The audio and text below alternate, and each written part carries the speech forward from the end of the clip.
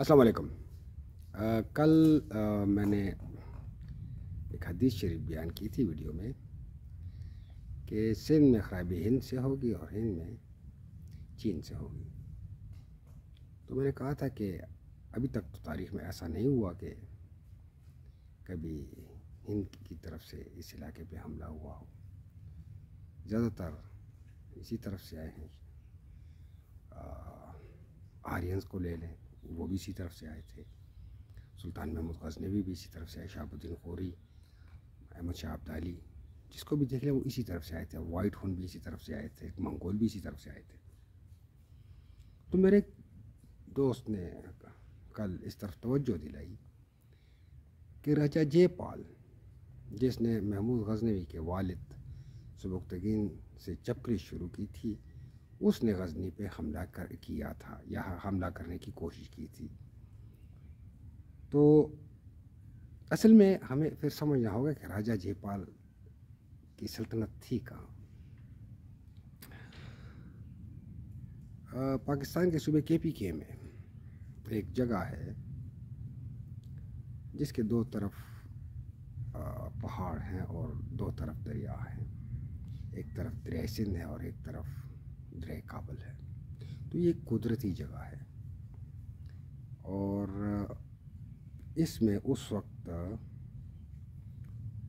وائے ہند نام کا ایک شہر تھا، ایک سلاتورا نام کا شہر تھا، اور ایک آریانہ نام کا شہر تھا۔ تو یہ وائے ہند جو تھا، جو اس وقت ہن کے نام سے مشہور ہے، یہ راجہ جے پال کا پائے تخت تھا۔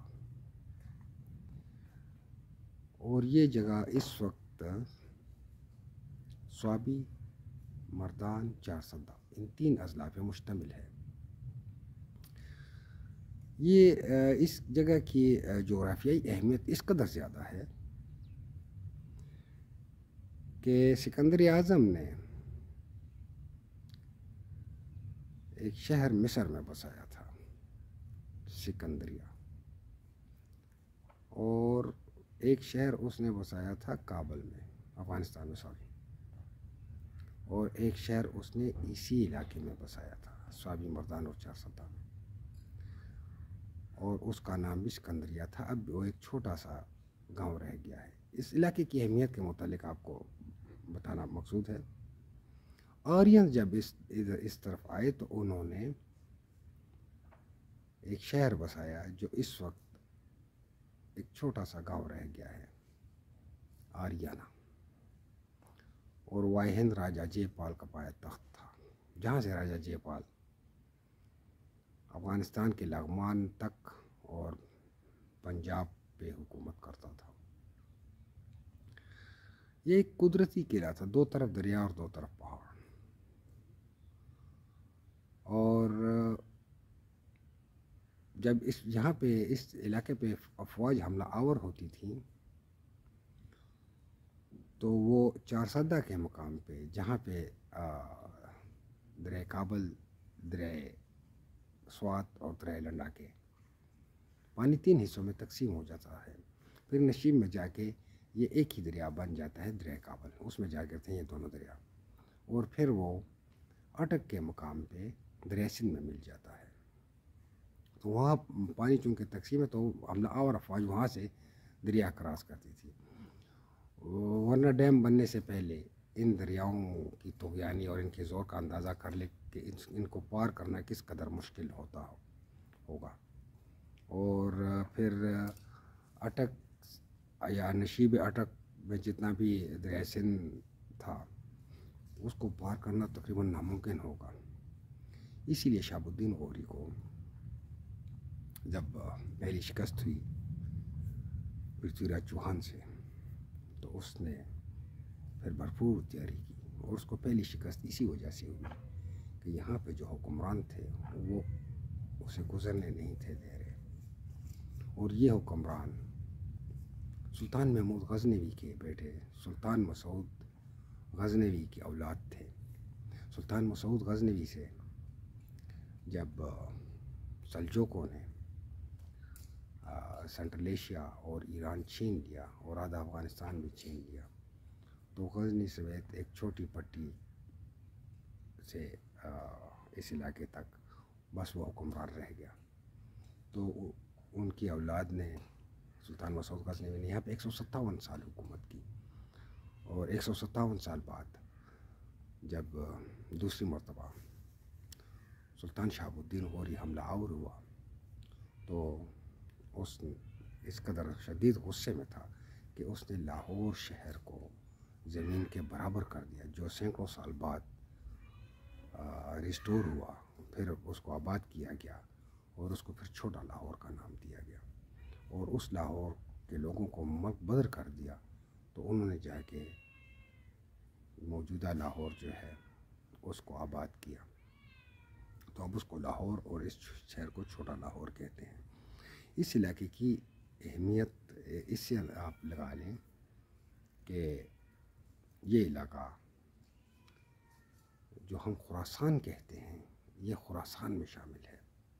یہ خراسان میں بھی شامل ہے اور یہ سندھ میں بھی شامل ہے، لیکن یہ ہند میں شامل نہیں. دریا سندھ اس کے پاس سے گزرتا ہے، اس کو ٹچ کرتا ہوا گزرتا ہے. اس کے ایک طرف دریا کابل، ایک طرف دریا سندھ. اس کی اہمیت کا اندازہ اس بات سے لگا لیں کہ ہیونگ سانگ پتہ نہیں کیا ایسی نام ہے، جو چینی سیاح تھا وہ بھی ادھر آیا تھا، اور اس نے یہاں کے 3 عالیشان شہروں کا ذکر کیا تھا: آریانہ، لاہور اور وائے ہند، کہ اتنے بڑے شہر ہیں کہ آپس میں مل چکے ہیں. خیر اب تو میل کا فاصلہ ہے ان شہروں کے درمیان میں. تو